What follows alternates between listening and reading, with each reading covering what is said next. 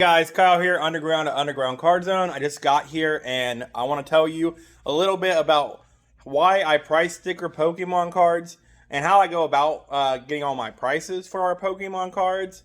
So first things first, I'll show you what I use and then we'll go over the whole price sticker thing. So this is an IPEVO 4K camera. We got a Charmander sticker on it because why not? But I plug this into the laptop and then I use this white mat as a background and I scan using TCG Player QuickList software to get our prices. And then I use a tray to put them where they needed to go. So I have another tray with price stickers on it, but this was an alphabet, just random, whatever. But I know where it goes. You can do stickers or whatever.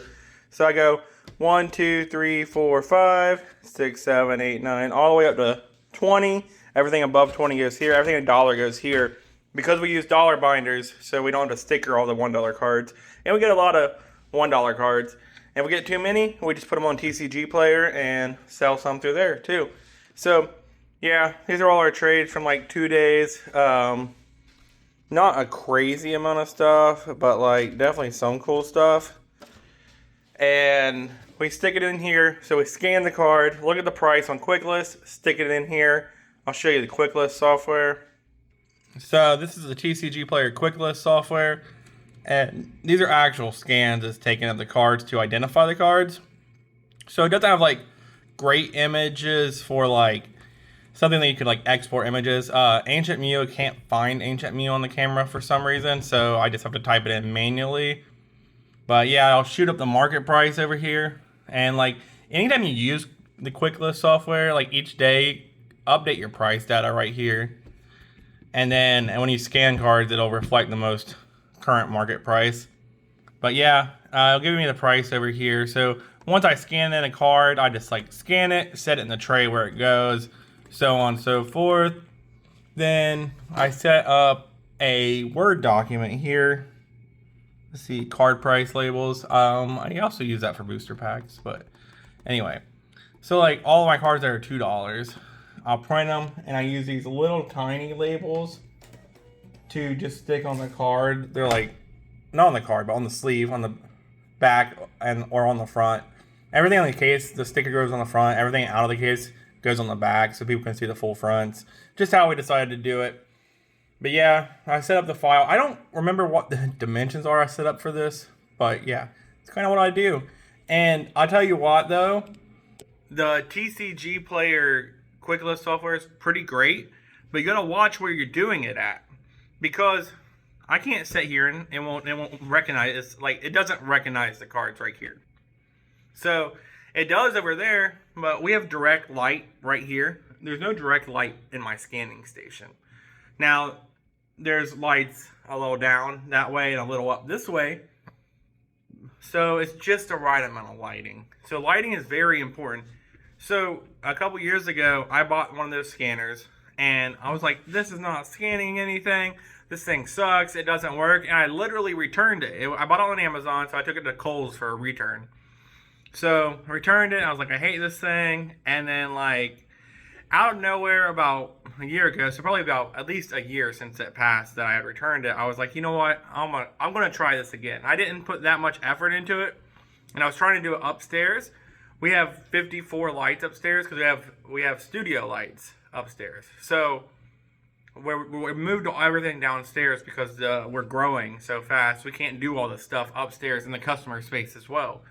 Because when we were up there, you know, our inventory was 20, 30,000 cards, and we were just packing orders between customers. But now our inventory is triple that, almost quadruple that. And we have more customers than ever upstairs. And I decided to try it downstairs, and the lighting was different, and it worked. And I don't know. I wish I would have did that sooner, but you know what? Going back in time, you wish you could do a lot of things sooner or better, or like you wish you knew this knowledge sooner. And that's why I want to help with the knowledge. But yeah, it's like the IPEVO 4K or something along those lines on Amazon, and then just the TCG Player QuickList software. I like it better than Scan and Identify. Some people love Scan and Identify. But this is not that hard. Like, this is just what I use to get our price stickers for Pokemon. And I also use it to list, like, EXs and stuff like that. It's pretty easy, pretty quick. faster than typing up the card. And then I do the tray. That way, like, say we have 28 $2 cards. I can print the $2 sticker 28 times, and then I can just sticker all of them individually. So, to get to why we sticker the cards, so we used to not. We still don't with Yu-Gi-Oh! And Magic, but the reason why we started with Pokemon is during this big Pokemon boom, we had constant people coming in trying to buy Pokemon singles, and Pokemon singles are our top selling item in store. So many people were coming in trying to buy singles, and it's nonstop. We were looking them up, and it was slowing down the whole register process and everything. So about once a week, I'll take about 2 hours to take trade-ins, and I will scan them all with Quick List, and then I'll sticker them all, and they're ready for upstairs. Now, what I noticed when we started doing the price stickers is we sell even more singles, because people don't have to sit there and bug the person on the register.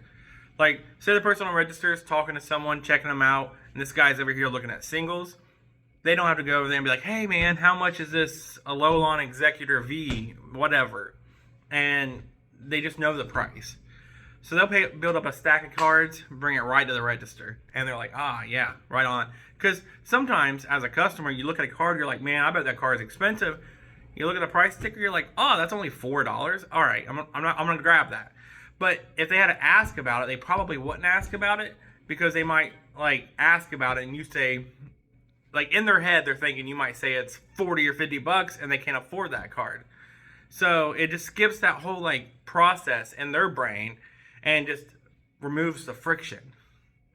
So they can just buy it and be on their way. Now, if you don't sell your singles really fast, like we do, I would not suggest price stickering, because the market changes so quickly. And I know that's why a lot of people don't. So, with that being said, if you move your singles fast, I don't see why 2 hours out of your week to make every customer's life more convenient, like, I don't see how that is a bad thing. Now, you might have more singles than we do, because you might be a bigger store. So, but if you're a bigger store and you're selling more and you're doing more singles, then it really ain't gonna hurt you at all to, like, do that. And I know some shops do everything with, like, Binder POS or one of those types of softwares, or just put everything on their TCG Player kiosk. I don't like doing that. We have kiosk stuff and we have stuff in store. Pokemon singles, everything goes in store that's like $2 or more. Everything below $2, some of it goes in store, and the rest goes on the kiosk. Because everything that's like $2 or more goes so quick in store. So I would rather just sell it in store than eat 17% in TCG Player fees, and like 20% if you count TCG Player fees, shipping, and labor costs. So especially, like, I mean, $2, 20%, you're only getting $1.60 out of that, and, like, I don't know, that's not the end of the world, but, like, if you sell it in store, you're just getting the 3% credit card fee, maybe even lower. So that's kind of why we sticker our cards, and I think it's beneficial because the customer's convenience is important, and it's very easy for them to just grab some stuff and check out. And I know some people have to worry about theft. That's why we do everything above $10 a certain way, and we keep an eye on our people. We have multiple cameras up there, so that's not really too much of an issue. And if it is, you know, they're not welcome back. And, like, we work with other shops in the area to, like, catch people that are stealing, and just kind of, like, one person gets caught stealing somewhere, they get banned from everywhere, and we team up because, like, we're not doing that. We're not playing that game. But yeah, anyway, I believe in stickering Pokemon cards. If Pokemon dies down and, like, the boom drops off and Pokemon crashes, I may not sticker my Pokemon anymore. But as of now, where stuff's in and out like a revolving door, I'm just gonna sticker stuff. And yeah, customer convenience is pretty much it, and it eliminates friction between the customer and, like, checkout. They can very easily just see the price and know if they want to buy it. They never have to even think about asking you.